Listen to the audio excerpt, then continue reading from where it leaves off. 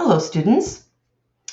Do you remember the Twilight Zone episode where Carl Lancer was confused? There was the dramatic irony where we, the reader, the audience, knew that Carl Lancer was destined to repeat the horrific nightmare over and over and over every night.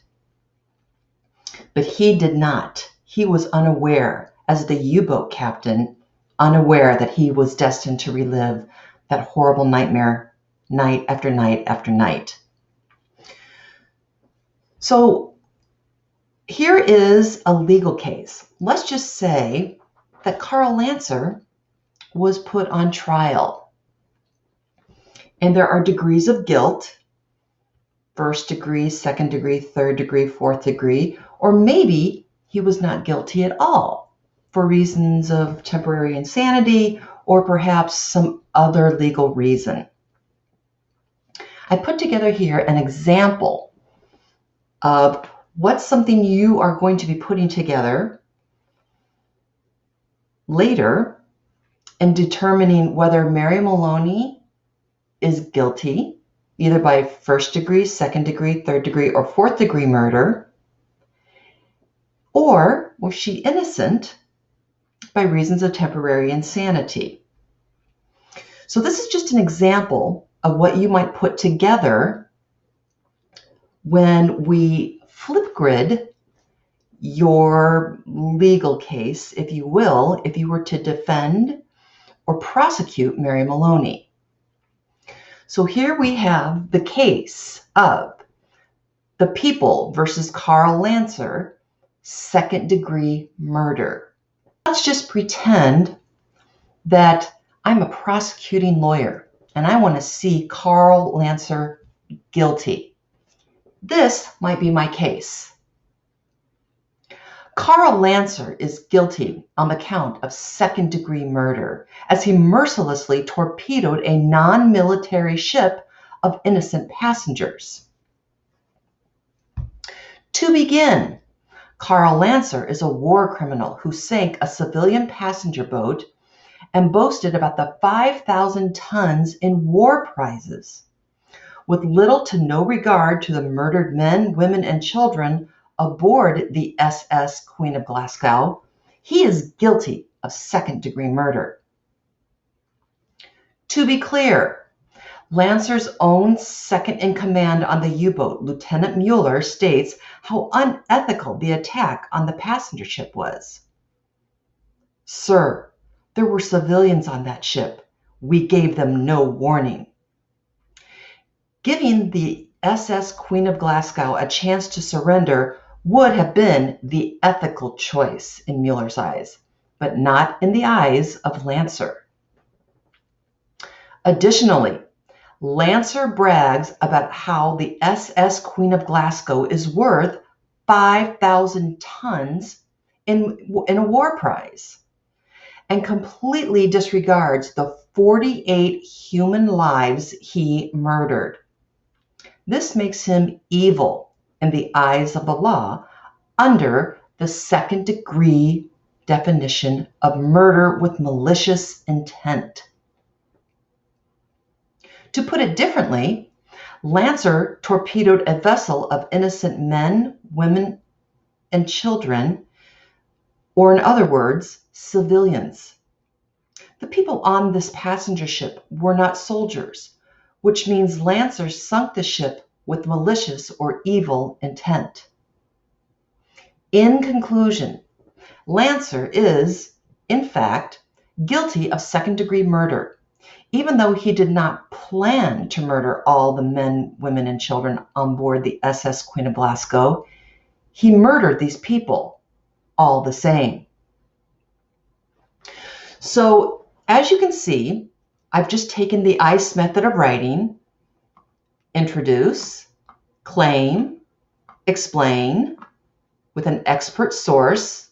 The expert source in this case is a testimonial, Lieutenant Mueller. Explain again, only in this case, a statistic.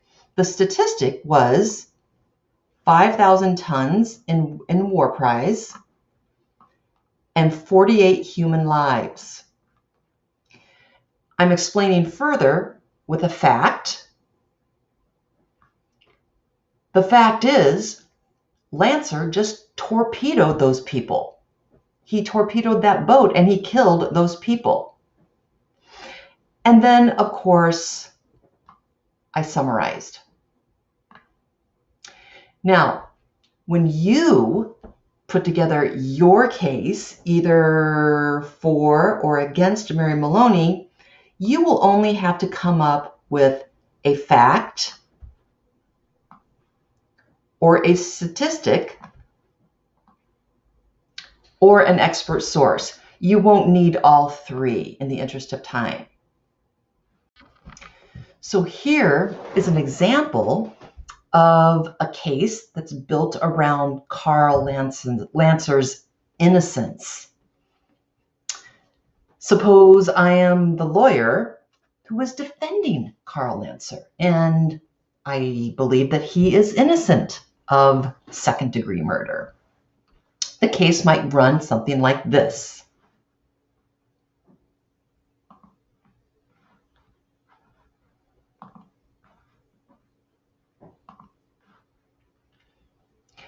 The case, the People versus Carl Lancer, second-degree murder, stance not guilty. And again, I'm following the same ICE method of writing. Introduce, claim, explain, either with a fact or a statistic or an expert source, and then a summary, ICEs. Remember, when you formulate your case for Mary Maloney, you will only need a fact or a statistic or an expert source. You won't need all three. I just put these in the example so you could get an idea as to what it might sound like. Carl Lancer is not guilty on the count of second-degree murder, as at the time of this unfortunate incident, he was a U-boat commander in the German Navy and was acting within wartime treaties.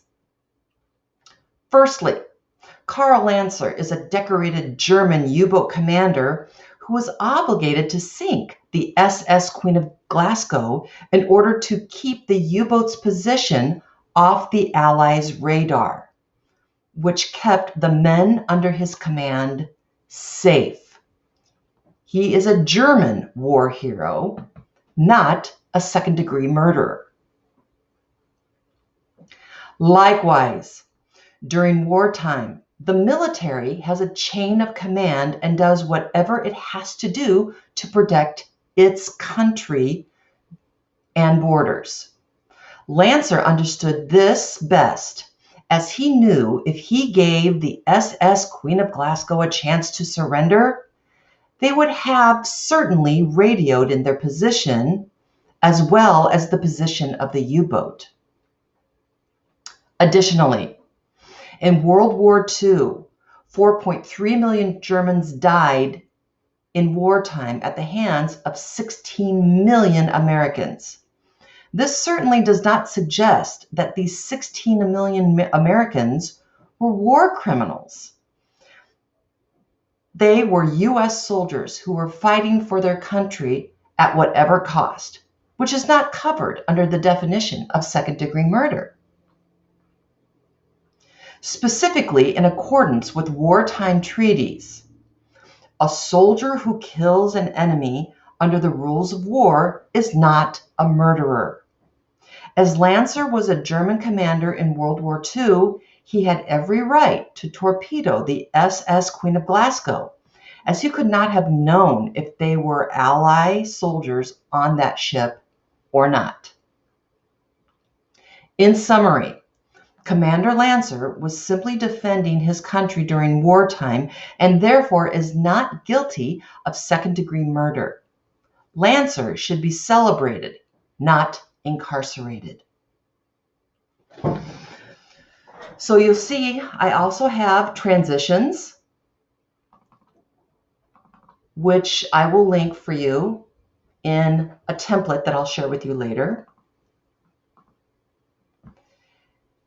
And again, I'm following the ICES method.